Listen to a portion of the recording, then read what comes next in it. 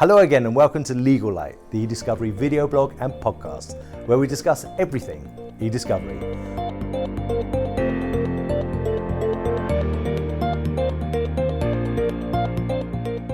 My name is Matt Altlaw, CEO and founder of Altlaw e-discovery, and I'm joined today by Samuel Clague of the Stephen James Partnership. So welcome Sam, how are you doing? I'm good, yeah, very well, thank you. You look like you've been in the wars though. I have a little bit, yes. What happened there? So this was an old rugby injury that I had probably about 10 or so years ago, and thought I'd bite the bullet, get it operated on, and so I'm now 2 weeks after my operation. So it looks probably worse than it is at the moment, but I can reassure you the first week was pretty bad. What does that have to do? So this was a bone block operation. So I dislocated my shoulder and they needed to, because it had worn down over the last kind of 10 or so years, they needed to basically take some bone out of another bit of my shoulder and fuse it to this bit, which is on kind of the ball and socket joint. Sew it all up and give it a bit of a clean, and now here I am.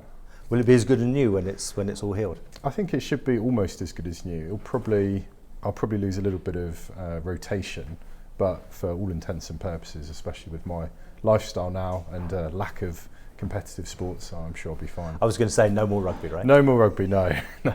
I don't think the rest of my body could cope with playing rugby now, let alone my shoulder. So no, I think those days are long gone. Before we get into this interview, I just wanted to say, it was great offices, right? Amazing, yeah, I love it. These are the London headquarters for an app called Native FM, which was started by my nephew, Dean Altlaw, and his business partner, Nick Muster. So they've kindly lent us these to allow for this social distancing, so big shout out to them.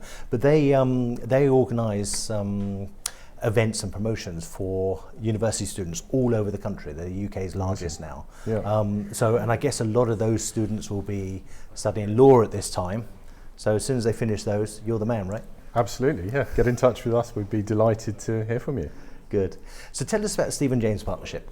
Sure. So this was born out of, I suppose, my inability to get a training contract probably about 10 or so years ago. Because you're legally trained, aren't you? Yeah, so I did a non-law degree and then I did the GDL and then the LPC. Did some vacation schemes, did some work experience, but basically just struggled to actually get a training contract. And so the idea of the Stephen James Partnership was, at the time, we were looking to specialise in paralegal recruitment.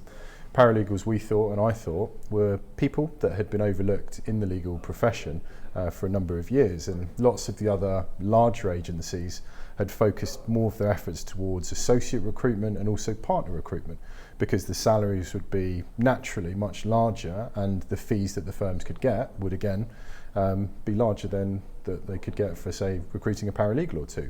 So for me, it was personal to me, it was my background. I saw lots of people that were in the same sort of position as myself, and I thought, well, actually, I've got nothing to lose. I'm already significantly in debt, and maybe it could be a good vehicle for me to get in front of people from law firms in HR, partner level, to kind of sell myself, sell what I'm doing, and actually if I end up getting a TC off the back of it, then at the time I was thinking, well, I'm reasonably well hedged. So that was kind of the starting point, and then pretty quickly, due to kind of success of picking up a number of clients pretty quick, which was fantastic, I ended up doing more work and kind of parked my TC aspirations and thought, well, I'm probably a much better legal recruiter than I would be a lawyer.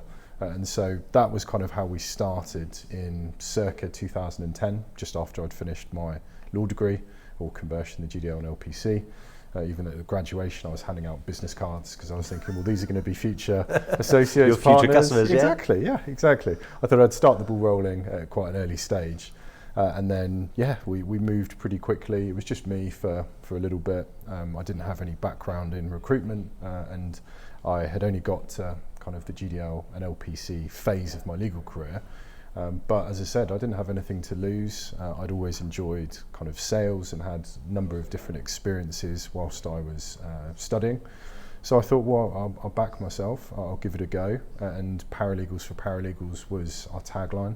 It was something that I was very passionate about, something I was very proud of, and I think the market reacted to that, of having someone or being able to speak to someone who has studied law, who's worked in law firms, I think that was quite different to a lot of the other agencies that our clients were speaking to, where people may have come out of more generalist recruitment backgrounds and perhaps didn't have a law degree or didn't have as much of an understanding about private practice and the intricacies of the legal profession. So again, it was something that lots of my friends called me mad, but it was something that It's certainly something. It's very, very brave to go out and start your own business, particularly at such a young age, and particularly when you spent all that money learning to be something else. Yeah, Totally. Well, thank you. I think probably brave is a very kind word.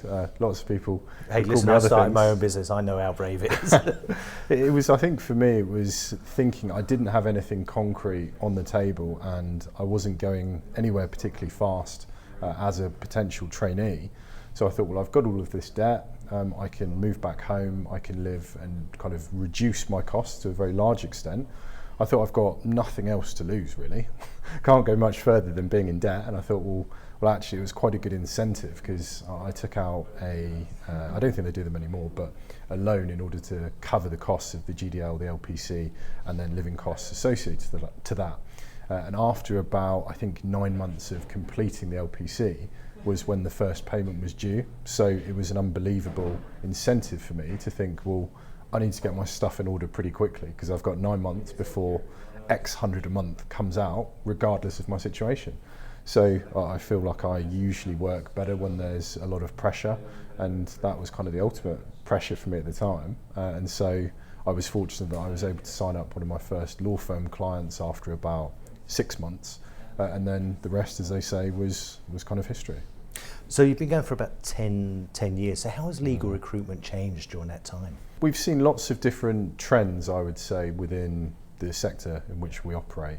I think a lot of it is driven by law firms, also what happens outside of law firms, and also where different types of service provision intersects with legal services, the provision of legal services, the delivery of legal services. So in kind of 2010, 2011, there was, or LPOs, so to speak, legal practice process outsourcers were massively on the rise, and we did a lot of work, and we saw lots of work going from maybe where traditionally it would have gone to law firms, but this was potentially being outsourced, not just to North Shore locations like Belfast or Manchester or Birmingham, but it was going much further afield to the likes of South Africa, to India, and to other kind of countries where there was perhaps a lot of similarity between jurisdictions between England. And so that was definitely something that we saw, and so as a result of that, in kind of between 2010 and 2013, we did a huge amount of work with lots of LPOs, recruiting kind of paralegals and some lawyers and also some regulatory change specialists into programs that were designed, well, basically off the back of them winning work with law firms, and then that work going to different locations. So again, that was something that was incredibly popular, and lots of law firms were talking about at the time. And then more recently, as I'm sure we'll go on to in due course, there's been a huge emphasis on technology over the last couple of years in particular. And I guess in terms of what we have seen more recently in terms of macro kind of trends, it is probably a steer towards more flexible resourcing for law firms and for different types of organisations, and the way in which that flexible resourcing can fit into their business models, not only in London and the UK, but also further afield as well. And then I guess as a result of that, how technology plays into that particular dynamic, and then when you work back a stage, what it looks like from kind of a candidate's perspective, whether they're paralegals, whether they're contract lawyers, whether they're reviewers, and then kind of the skills that perhaps they have, the skills that law firms or particular clients that we work with are looking for as well. So it all kind of feeds into this bigger picture. Now, we met through your supply to us of document review staff. Yes. And obviously we're in the midst of a pandemic at the moment, and I know from our painful experience that document review has pretty much fallen off a cliff. Tell me, how have you managed through the this whole lockdown period and now getting back to work? How have you seen things like remote review and remote home working affect your business? It's definitely something that's been more popular over the last kind of 6, 7, 8 months or so. And I think part of that, as we've talked about, is kind of the COVID factor, and with us not necessarily being able to place people on site anymore or as freely due to the COVID restrictions, I think naturally it's gone down the route of looking to virtual channels, which I think is no bad thing, because with platforms such as Relativity One, for example, and cloud-based provisions of services, it, I think from a scale perspective, can allow huge benefit to us, to reviewers, and also to clients as well, because in days gone by, if a particular review project was happening and the client was looking for people to be based in London, then that may restrict people that lived outside of London. Whereas we have a situation now that, because of the lack of geographic restrictions, if we're talking about virtual review, it can mean that the best potential person, regardless of where they're located, can be eligible for the role. And so I think from our side of things, we've certainly seen a benefit from that perspective, in that it's created necessarily a wider pool or wider potential pool of applicants and candidates with regards to geographical reach, which is of course a huge benefit to the candidates, to also the clients, and ultimately to us as well, in terms of providing a seamless service delivery to the clients and firms that we work with. Now, I know that you've just launched a technology platform that allows your customers to search and recruit talent within 60 seconds or less. Yep. Tell us all about that. Yes, no, I'm delighted to talk about SJP On Demand. This is something that I'm incredibly proud to be a part of, and my colleague David Thomas developed from scratch. And a lot of what we're trying to do with SJPOD is to kind of go back a stage and look at the feedback that we've had from clients within the marketplace, and kind of draw on our background of recruitment and having expert legal recruiters that all have studied law and worked within the legal space. But ultimately now we're extending our recruitment arm, especially on a temporary basis, because this is about flexible working. This is about clients saying at 5 p.m. on the train home, hey SJP, we need 5 people in by Monday morning. And instead of having to go through a process of perhaps ring around and call different recruiters or rely on their network, they can go through our dedicated platform and type in the type of talent that they want with regards to whether they're qualified, whether they're non-qualified. They can look at things like languages, they can look at things like experience. And again, this isn't just an app that's run by people with an interest in technology. This is a technologically developed app that's run by specialist legal recruiters. So we believe that it's totally unique in the market, in that the service delivery is by kind of Michael Page trained legal recruiters. But then the back of house side of things is we've developed our own technology to be able to facilitate this process. So we're hopefully combining the best bits of legal recruitment with what we believe is a very streamlined way of delivering legal services through this platform. And so I'm incredibly proud to be able to talk about it. We were very fortunate in, I think, one of the reasons that we were able to win the Paralegal Recruitment Agency of the Year award for this year was, I think, in no small part due to David Thomas's contribution to this. SJPOD, it is his baby, and he's done an amazing job over the last kind of year or so in putting it together from completely scratch. And I think also it's combined with the fact that we have the UK's largest database of paralegals and contract lawyers registered with us, which is now in excess of 30,000. Wow. So from our perspective, I think the feedback from clients is that there was an opportunity for a legal specialist recruitment-led app and technology platform, which we hopefully, with SJPOD, have been able to kind of deliver. And is that out now, or is that to be launched? Or yeah, that's out now. It's out now. Yep, it's been live for probably the last month or so, and we've had a huge amount of requests already. I think because of our track record in the space, because of our pool of candidates, and because of the background of all of the recruiters that we have, SJPOD allows firms and also in-house legal departments access to that pool of 30,000 people It allows access to the very best people in the market as quickly as they can take them on, and also because we're not just a technology kind of platform, we have the recruiters behind the scenes, so we can tailor everything from the screening, the vetting, the onboarding process. And so for us, it's much more of kind of a wraparound service than just saying, hey, we've got kind of 3,000 paralegals on our books. Do you want to have a look, and we'll send you across what we have? For us, this is very much about a tailored service delivered to our kind of law firm and legal services, or sorry, legal corporate in-house clients, but based on the success of SJP so far, but also with very much a technological spin. In terms of recruitment and technology, are you finding that your law firm clients are making specialist requests for candidates that have technology experience, such as Relative D1? We do get some requests like that, I would say. Again, it typically depends on the level of request. So at the more junior level, I would say no. But if we're talking about maybe mid-level or even more senior reviewers, perhaps the people that are going to go in as review project managers or head up the particular teams in which the reviewers can work, then yes, sometimes we do get particular requests for people to have a certain type of platform experience or certain type of background or certain type of interest.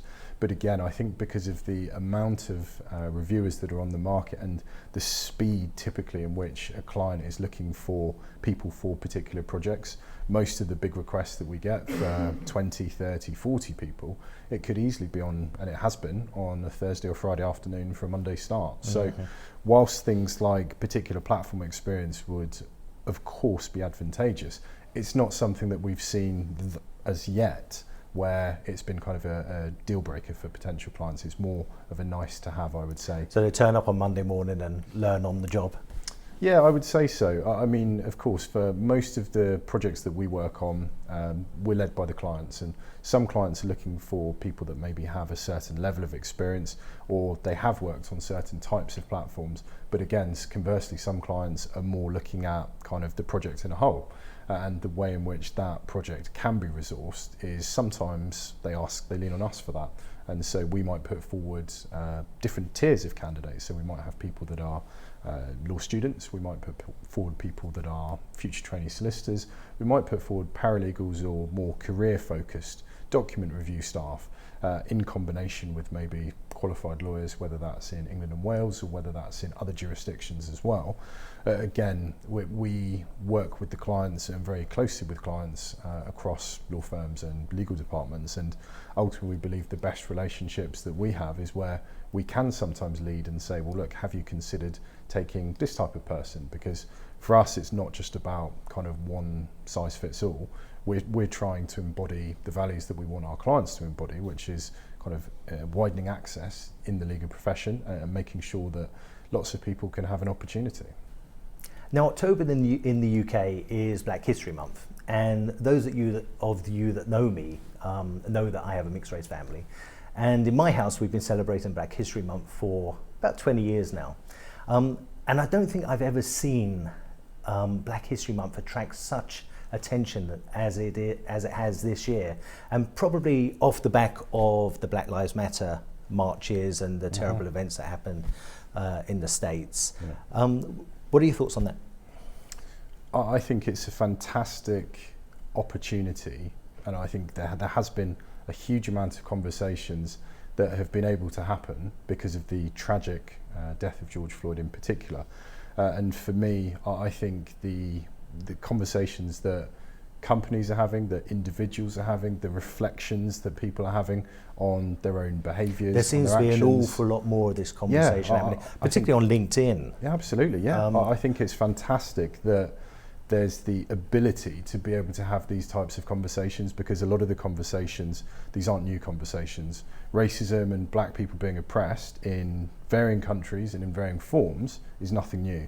But I think what is very positive is the fact and the scope of the conversations that I'm able to have, that you're able to have, and lots of people are able to have across different countries, across different industries. And I think, it's very much, I think, on topic. And I think the time for talking has now passed, and I think for me it's about action, and it's about putting the momentum into practice to try and continue to widen access, to provide opportunities, and actually to try and start to level the playing field a bit. So yes, I'm up into a point, I was a huge supporter of Black Lives Matter, and then for me, when it got to a stage of becoming politicised, that's when it's always a shame. It is a shame. That's when I kind of pulled back a bit, because I don't think it needed to be politicised.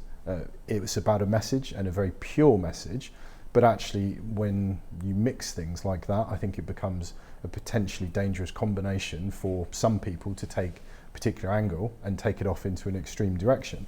But for me, the sentiment of promoting the black agenda is something I'm incredibly passionate about, and something that I'm trying to do a lot of initiatives. Well, I was going to ask you about this. You started a couple of initiatives. The first one I saw was during lockdown, where you started a dropping calls for young black legal professionals. Yes. Tell us about that, and how did that go? Absolutely. The initiative that I started, it was towards the beginning of lockdown, but it was built across lots of conversations that I'd had for the last couple of years. And these are conversations with people from the black community, talking about prospective access to law and how they could maybe get a training contract, a paralegal job, tips for their CV, career advice, coaching type sessions and mentoring. And so something that, as part of my commitment to giving back in a capacity that I thought would be the most advantageous, was to run those drop-in sessions. So yeah, you're absolutely right. People they're still going, Wednesdays from 5 p.m. Absolutely. Yeah. That's part of my commitment. It's been going for a number of years now, kind of behind the scenes. And so my commitment, as soon as the tragic death of George Floyd happened, was to make that more public and say, look, I'm going to dedicate more time to this incredibly important area. So anyone from the black community can call me without an agenda on my personal mobile from 5 o'clock onwards every single Wednesday, and talk to me about everything and anything to do with law. So these might be people that are paralegals, they might be aspiring future solicitors, might be aspiring barristers, might be people that are career changers, people that are at school, and they can talk to me about anything with regards to law, legal services, and my commitment is that I will get back to everyone, and I have done so far. So if I miss someone, then I'll call them back, and I will always fit in time for the people that give me the time to say, hey, look, I'd be looking for some advice here. So that's something that I wanted to do as kind of a starting point, was to formalise what I'd been doing behind the scenes for a while. And then again, a lot of the feedback that I had from these types of sessions was that a lot of the people I was speaking to were struggling to get applications off to training contracts, were struggling to get vacation schemes, were struggling generally to get kind of a foothold within the legal profession. And so what I was looking to do was to create an opportunity for these type of people to be able to have more access to the legal profession.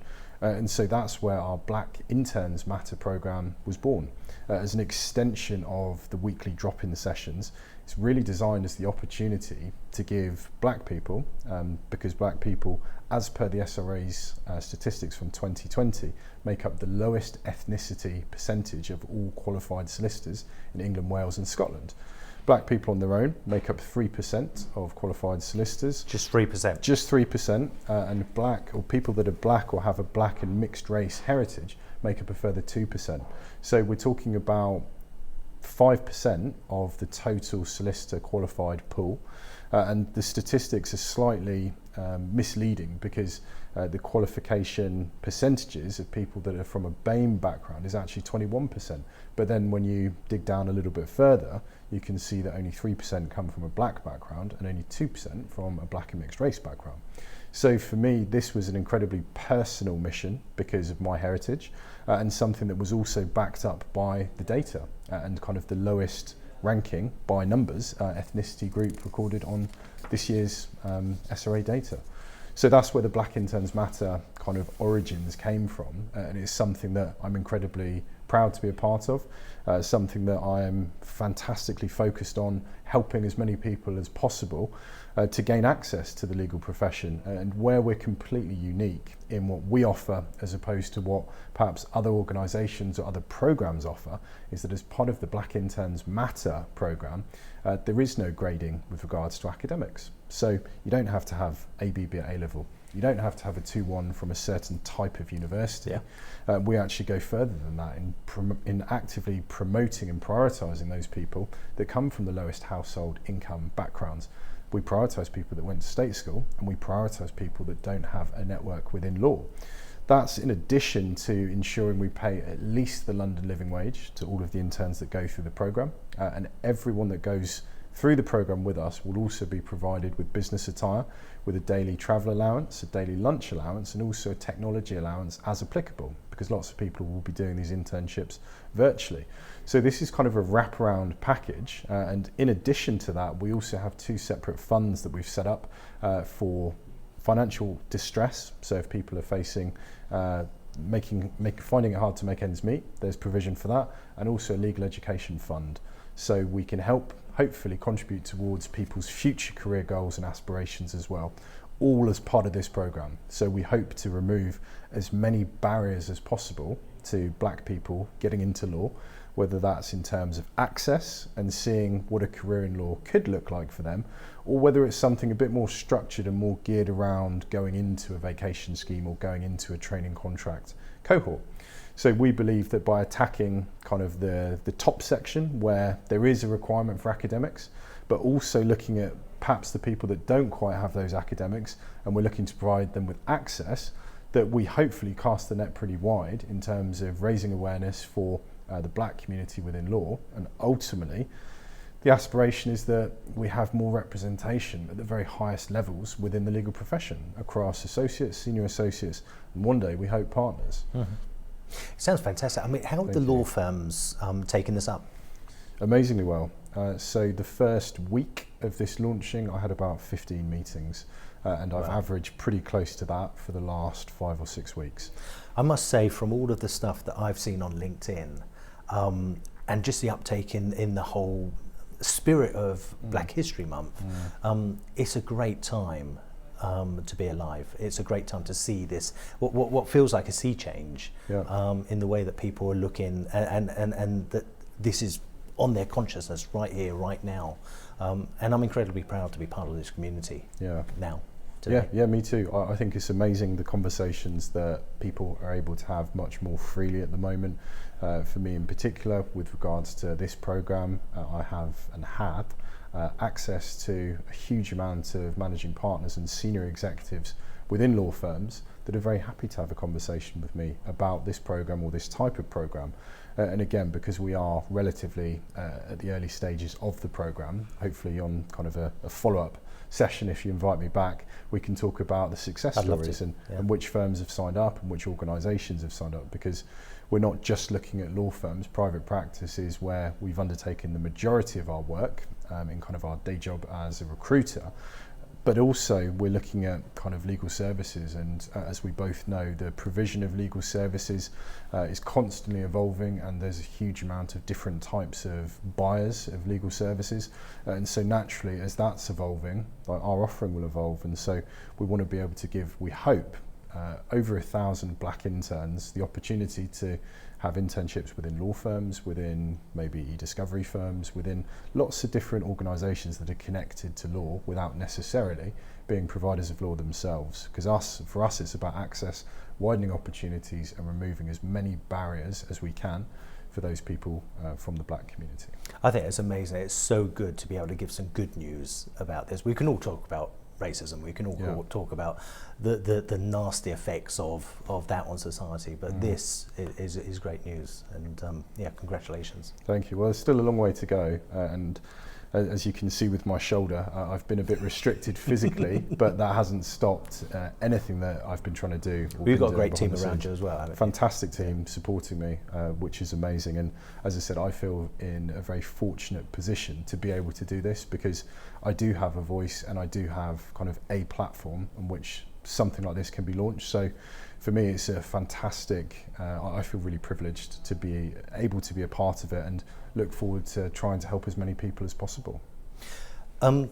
Before I let you go, Sam, we have this spot on the show where it's called Did You Know? Yeah. And I ask you something about yourself Yeah. that otherwise people here wouldn't know, people Okay. out there wouldn't know. Yeah. So I'm going to ask, Sam Clague, did you know That in 1999, I held the national record for discus. the national record? National record for discus. What was that record? 39 metres and 24 centimetres. Do we know what national record is today? No. I'm going to Google it later. 39 and 24, let's say. Sam, thank you so much for coming in. It's been a real pleasure talking to you. Not at all. Thank you for having me, Matt. So thanks for joining us for another episode of Legal Lite. Remember, subscribe, hit the bell to be notified, comment and like. We'll see you soon.